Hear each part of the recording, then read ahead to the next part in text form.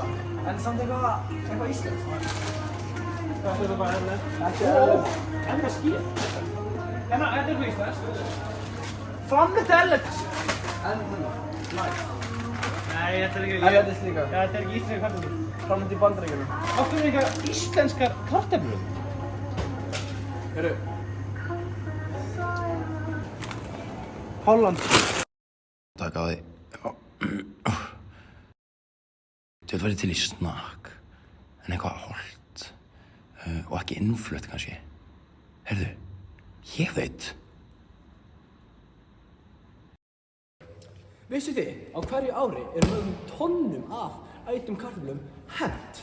Einungis vegna þess að þær eru talnar of ljótar til þess að fara í búðir. Við ákveðum að reyna að gera eitthvað í þessu vandamáli. Við, snakkbrósar, hjá Snakkbróðir erum lausnir á.